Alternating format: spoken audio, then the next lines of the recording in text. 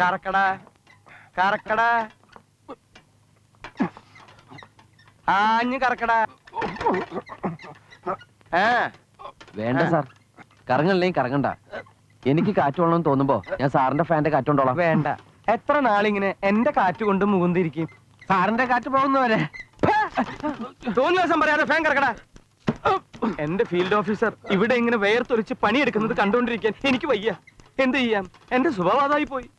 ഇല്ലെങ്കിൽ മുന്തിരിയോട് ചോദിച്ചു നോക്ക്, ഈ സാധു കുട്ടി പറയട്ടെ. ശരിയായില്ലടോ. ഇനി കുറച്ചേരം സാറ് കറക്ക്, ഞാൻ താഴെ വയ്ക്കാം. ഇത് കറങ്ങല്ല സാറേ, മോട്ടർ കേടായിരിക്കും. അത് വിട്, പിന്നെ ശരിയാക്കാം. സാറേ, സാറിനൊരു രജിസ്റ്റേഡ് ഉണ്ട്. ഉണ്ടാവട്ടെ, ഉണ്ടാവണല്ലോ. 2 ദിവസം മുമ്പേ ഞാനത് പ്രതീക്ഷിച്ചിരുന്നതാ. എന്താ വിശേഷം?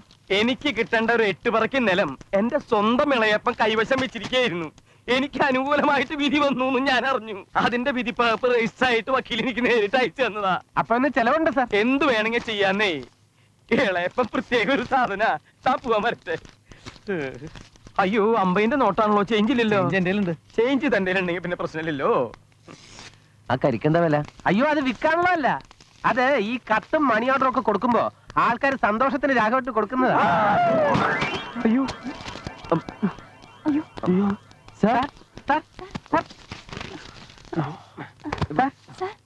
സാർ, സാർ, ഞാൻ ശരിയായി. മുന്തിരി കുറച്ച് വെള്ളം എടുത്തുണ്ടോ? Sir, sir, sir. ഇംഗ്ലീഷിലാ. അപ്പൊ ആരോ മരിച്ചെന്നാ തോന്നുന്നു.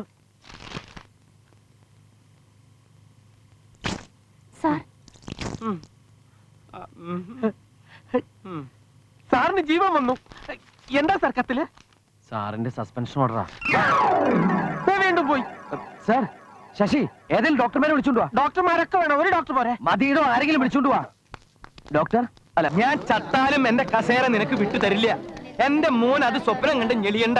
നീ എന്ത് ധൈര്യത്തിലാടാ ഇത് ചെയ്യിപ്പിച്ചേ? സാർ, ഇതൊന്നും ഞാൻ ചെയ്യിപ്പിച്ചല്ല. മനസ്സാവാജ് എനിക്കൊന്നും അറിയേയില്ല. മാനേജറുടെ ചാർജ് എനിക്കാണെന്ന് ഇപ്പൊ ഈ ഓർഡർ വായിച്ചപ്പോൾ ഞാൻ അറിയണേ. നീ ഒന്നും അറിഞ്ഞില്ല എന്ന്. ഈ ഫാൻ കറക്കണ്ട, എന്റെ ഫാന്റെ കാറ്റ് മതി നീ പറഞ്ഞപ്പോഴേ അതിലെന്തോ അവസരം ഉണ്ടെന്ന് എനിക്ക് തോന്നിയതാ. കാറ്റ് വിളിക്കാടാ, ഞാൻ നിന്നെ കാറ്റ് വിളിക്കാം. സാർ, ഞാൻ അനാവശ്യം പറയരുത് കേട്ടോ. എനിക്ക് നിങ്ങളെ സസ്പെൻഡ് ചെയ്യിച്ചിട്ട് എന്ത് കിട്ടാനാ? എന്ത് കിട്ടാനാണെന്ന് അത് ഞാൻ നിനക്ക് പറഞ്ഞു തരണോ? ഓ, ഒന്നും അറിയാത്തൊരു ഇള്ള കുഞ്ഞ്. നീ എന്നെ പൊട്ടം കളിപ്പിക്കാൻ നോക്ക. ഈ മാനേജറുടെ പോസ്റ്റ് സ്ഥിരമായി കിട്ടാൻ നീ എന്നെ കൊല്ലില്ല എന്ന് എന്താണ് ഉറപ്പ്? നീ എവിടേക്ക് അങ്ങോട്ട് നോക്കണം, ഇവിടെ നോക്കണം. പെൺകോന്താ മുന്തിരി, നീ ബേജാറാകപ്പെടാ. ഞാൻ പോയാലും ഇവിടെയൊക്കെ തന്നെ ഉണ്ടാവും. നീ എവിടേക്കാണ് അങ്ങോട്ട് നോക്കണേ? സാറേ, ഡോക്ടർ വന്നു. ഇയാൾക്ക് തലവർക്ക് മാറിയപ്പോ ഭ്രാന്തായോ? സാർ, ഞാൻ സാറിനെ മനഃപൂർവ്വം ദ്രോഹിക്കാൻ വേണ്ടി വന്നല്ല. നീ മിണ്ടരുത്, മിണ്ടിപ്പോകരുത്. ഇപ്പൊ പോയിക്കൊള്ളണം.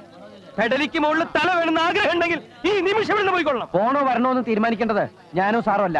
ഹെഡ് ഓഫീസിൽ നിന്ന് എന്നെ വിട്ടു, ഞാൻ വന്നു. ഇന്നിപ്പോ താൽക്കാലികമായിട്ട് മാനേജറുടെ പോസ്റ്റ് ഏറ്റെടുക്കണമെന്ന് ഹെഡ് ഓഫീസിൽ പറഞ്ഞാൽ എനിക്ക് അനുസരിച്ചല്ലേ പറ്റൂ.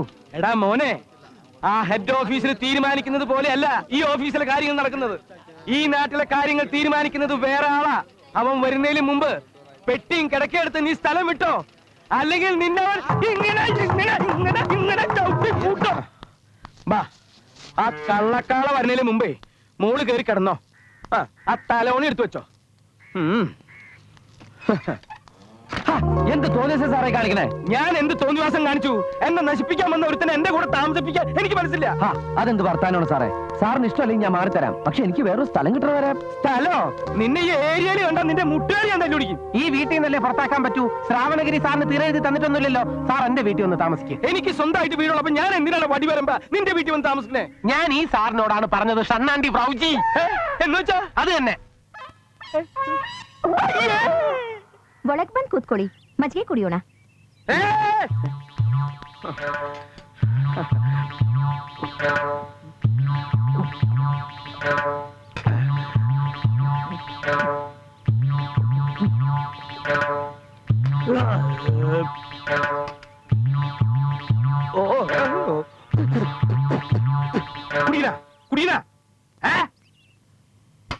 എന്നാലേ പെരുവഴി കിടന്നാലും ഞാൻ ഈ നാട്ടിൽ നിന്ന് പോണില്ല. അത്താഴപ്പട്ടിണിക്കാരായ പാവങ്ങളെ ചതിക്കാൻ കൂട്ടുന്നിട്ട് അതിന്റെ വീതം പറ്റുന്ന താനൊക്കെ മനുഷ്യനാണോ? തന്റെയും തിമ്മേന്റെയും കള്ളക്കളികളെല്ലാം ഞാൻ കണ്ടുപിടിച്ചു കഴിഞ്ഞു. തന്റെ ജോലിയും കളഞ്ഞ് തന്നെ അഴി എണ്ണിച്ചിട്ട് ഞാൻ ഈ നാട്ടിൽ നിന്ന് പോകും. നോക്കിക്കോ.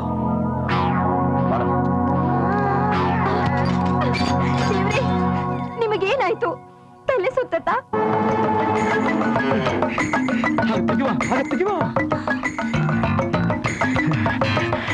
ഓ, വരാൻ അതിനല്ല അന്ന്. വാ വാ, ഇങ്ങോട്ട് വരാൻ. എന്താ എന്റെ ദൈവമേ, ഇങ്ങനത്തെ ഗവൺമെന്റ് കൈക്കുണ്ടാക്കണ്ട. ഇങ്ങോട്ട് മാറിയെന്നേ, കഥ കിടച്ചാ പിന്നെ പ്രശ്നമില്ലല്ലോ. വാ.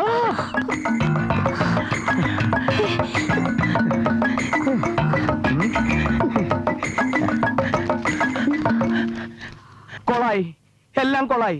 നിങ്ങൾ പറഞ്ഞ പോലെ തന്നെ രാധ ബാങ്കിൽ വന്ന് രേഖകളെല്ലാം പരിശോധിച്ചു.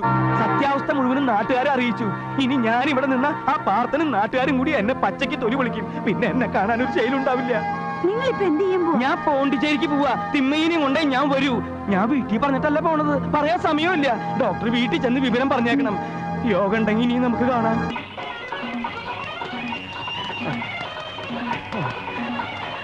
എന്താ തിമ്മയ്യ ഞാനീ കേക്കണേ? എന്ത് എന്ത് കേട്ടു എന്നാ താൻ പറയണത്? തിമ്മയ്യൻ ബാങ്കിലെ പണം തിരിച്ചടയ്ക്കാൻ നേറ്റുണ്ടോ? ആ പാർത്തനും കൂട്ടരും എന്റെ തല മുട്ടയടിച്ച് പുള്ളിയും കുത്തി ചെരുപ്പുമാല ഇടിച്ച് കൈതപ്പുറത്ത് നടത്തുന്നു പറഞ്ഞ എന്റെ വീട്ടിൽ വന്ന് ബഹളം ഉണ്ടാക്കി. ഇതാണോ കാര്യം? താൻ വിഷമം എടുക്കണ്ട. അവൻ പറഞ്ഞതൊക്കെ ആ പാർത്തനെ കൊണ്ട് മുകുന്ദനെ ഞാൻ ചെയ്യിക്കും. അവൻ അങ്ങനെ ചെയ്യിപ്പിച്ചോണ്ട് എനിക്ക് എന്താ കാര്യം? എന്റെ പോയ വഴി തിരിച്ചു കിട്ടുമോ? എടോ മണ്ട, പണി തിരിച്ചു കിട്ടാനാ പൈസ അടയ്ക്കാമെന്ന് തിന്മയും സമ്മതിച്ചത്. തൽക്കാലം പണം അടക്കിയല്ലാതെ തന്റെ സസ്പെൻഷൻ പിൻവലിക്കാൻ യാതൊരു നിവൃത്തിയില്ല. അപ്പൊ എനിക്ക് കുഴപ്പമുണ്ടാവില്ല? ഇല്ല. അപ്പൊ തിമ്മയ്യ ഞാൻ പോട്ടെ. തിമ്മയ്യ ഒറ്റയ്ക്ക് പോവാൻ എനിക്ക് പേടിയാവണു. ഒറ്റയ്ക്കല്ലേ താൻ ഇങ്ങോട്ട് വന്നത്? അപ്പോഴത്തെ ബേജാറിൽ ഞാൻ ഒറ്റയ്ക്കാണെന്നുള്ള കാര്യം മറന്നുപോയി. തിമ്മയിന്റെ കയ്യിൽ ഇഷ്ടം പോലെ പോത്തുകളുണ്ടല്ലോ. ഒരെണ്ണത്തിന് എന്റെ കൂടെ പറഞ്ഞയക്കി. ഒരു ധൈര്യത്തിനാടോ. ഏയ് ഗതികെ മകളെ, ഞാൻ പോട്ടോ റമീസേ. ബനി